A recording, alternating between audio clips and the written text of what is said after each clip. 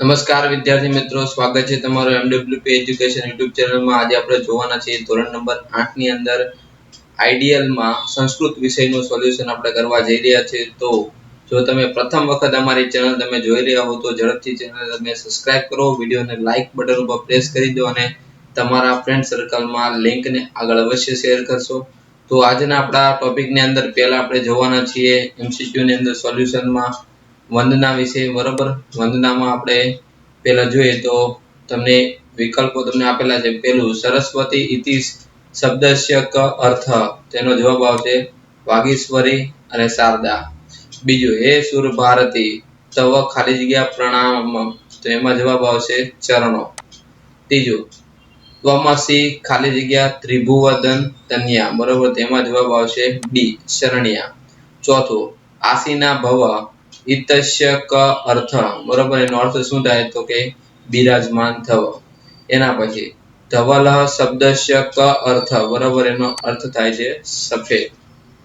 ચલો ખાલી જગ્યા કરવાની છે, એમાં પહેલું છે અહીં ખાલી જગ્યા હારિણી, બરોબર, તો ઊંઠ વિષ ખાલી જગ્યામાં આવશે। એના પછી બીજું છે લલિત ખાલી જગ્યા ધારિણી જ્ઞાન વિભામયી, એના પછી સાચા શબ્દ ઉપર આપણે ખરું કરવાનું છે। એમાં સુર ભારતી તેનો મતલબ થાય છે વાણીની દેવી। એના બીજું છે કુંદહ એટલે મોગરાના ફૂલ, શશી એટલે ચંદ્રમા, તનુ એટલે શરીર। ચલો ગુજરાતીમાં ઉત્તર આપવાનો છે। એમાં પહેલો આપણે કોના શરણાર્થી છીએ તો કે આપણે માં સરસ્વતીના શરણાર્થી છીએ। આપણે કોનો જય જયકાર કરીએ છીએ? આપણે દેવી શારદાનો જય જયકાર કરીએ છીએ। ત્રીજું કવિ કઈ માતાને પ્રણામ કરે છે તો કે કવિ માં શારદાને પ્રણામ કરે છે। એના પછી માતા શારદાના ચરણોમાં કોણ વંદન કરે છે? કે માતા શારદાના ચરણો વંદન કરે છે, બરોબર, કવિ આવશે જવાબ। એના પછી પાંચમો દેવો અને મુનિઓ કોના ચરણને વંદન કરે છે? કે દેવો અને મુનિઓ સરસ્વતી દેવીના ચરણને વંદન કરે છે। ચલો છઠ્ઠો પ્રશ્ન છે એના માટે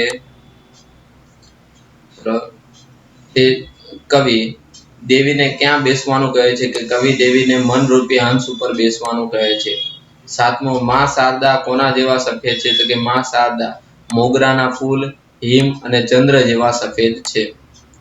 નિર્મળ દેહધારી કોને કહેવાય? શારદા દેવી છે તે નિર્મળ દેહધારી છે।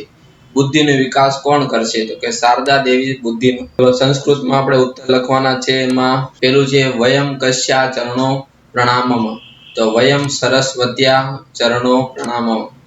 બીજું છે કા નાદ બ્રહ્મણ્ય વાગીશ્વરી, તો દેવી સરસ્વતી નાદ બ્રહ્મણ્ય વાણીશ્વરી અસ્તિ, બરોબર। એના પછી વાણીશ્વરી કા અસ્તિ તો કે વાગીશ્વરી દેવી શારદા અસ્તિ, બરોબર, એમાં આવશે શારદા। એટલે સરસ્વતી દેવી અસ્માકમ કી હરતી, સરસ્વતી દેવી અસ્માકમ જડતા હરતી, બરોબર। એના પછી શારદા દેવી કસ્ય વિકાસ કરોતી, એનો વિકાસ કરે છે તો કે બુદ્ધિ, એટલે કે શારદા દેવી બુદ્ધિ વિકાસ કરોતી। એના પછી છઠ્ઠું છે સંસ્કૃતમાં શબ્દ લખવાના છે। ચલો ગુજરાતીમાં આપેલા છે, આપણે સંસ્કૃતમાં કન્વર્ટ કરવાના છે। પેલું છે માં શારદા, તો એમાં જવાબ આવશે માં શારદા। બીજું છે પ્રણામ કરીએ તો પ્રણામમ। ત્રીજું છે મોગરાનું ફૂલ તો કુંદ। ચોથું છે મૂર્ખતા તો જડતામ। મનોરમ્ય કળાઓ વાળે એટલે કે લલિત કલામણી, લલિત કલામણી। ગ્રંથ એટલે કે પુસ્તકમ। પદ્મ એટલે કે પંચમ। ઝેર એટલે કે વિષમ। ચલો ગુજરાતીમાં અર્થ લખવાના છે। સંસ્કૃત આપણે ગુજરાત છે ગચ્છામ એટલે કે જઈએ છીએ। બીજું છે ચરણો એટલે કે ચરણોને। ત્રીજું છે વાગીશ્વર એટલે કે વાણીની દેવી। ચોથું છે માનસ હંસે એટલે કે મન રૂપી હંસ। પાંચમું છે તુહિન એટલે કે હિમ। છઠ્ઠું છે પણકજ એટલે કે કમળ। ચલો શ્લોક પૂર્ણ કરવાના છે, બરોબર। તો પેલું છે જય જય હે ભગવતી સુર ભારતી તવ ચરણો પ્રણામમ,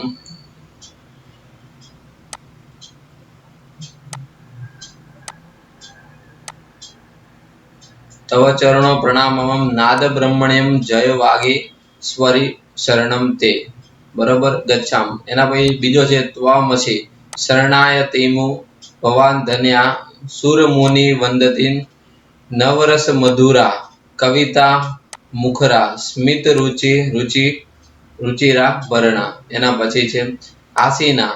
આસીના ભવ માનસ હંસે, કુંદ તુહિન રાશિ ચવલે, હર જડતા કુરુ બુદ્ધિ, વિકાસ સિદ્ધ પંચતનુ વિમલે.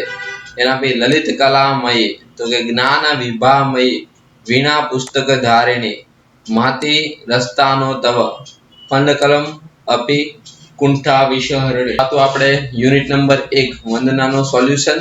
હવે આપણે જોવાના છે નેક્સ્ટ આપણે ચિત્રપદાની 1 અને 2 ના સોલ્યુશન. તો તેના માટે અમે ચેનલને તમે સબસ્ક્રાઇબ કરી દો, અને જેથી તમને બાકીના બધા વિડિયો લેક્ચર પણ સોલ્યુશન પણ તમને મળતા રહે.